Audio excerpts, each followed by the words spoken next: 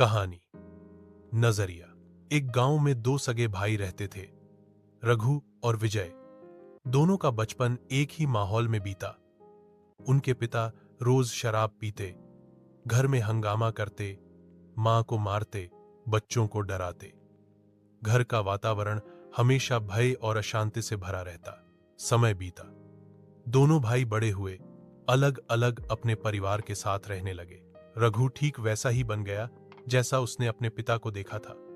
वह भी रोज शराब पीता, देर रात घर आता, अपनी पत्नी और बच्चों को मारता पीटता। उसके घर में वही डर और अराजकता थी जो बचपन में उसके अपने घर में थी। वहीं विजय बिल्कुल अलग था। वह न तो शराब को हाथ लगाता, न ही कभी घर में ऊंची आवाज में बोलता। वह अपनी पत्नी और बच्चों को बहुत प्यार करता, समय देता और उनके चेहरे पर हमेशा मुस्कान बनाए रखता। एक दिन गांव में एक बुजुर्ग व्यक्ति जो दोनों भाइयों को बचपन से देख रहा था, उसने ये फर्क महसूस किया। उसे बहुत आश्चर्य हुआ। एक ही पिता, एक ही घर, एक ही माहौल, फिर भी दोनों इतने अलग क्यों? वह पहले रघु के पास गया और पूछा, तू रोज शराब क्यों पीता है? घर में झगड़ा क्यों करता है?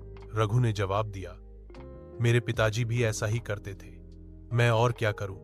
यही तो मैंने सीखा है। फिर वह बुजुर्ग विजय के पास गया और वही सवाल दोहराया, तेरा भाई तो शराब पीता है, घर में दंगा करता है, लेकिन तू क्यों नहीं? विजय मुस्कुराया और बोला, क्योंकि मेरे पिताजी ऐसा करते थे और मैंने तभी तय किया था कि मैं वैसा कभी नहीं बनूंगा।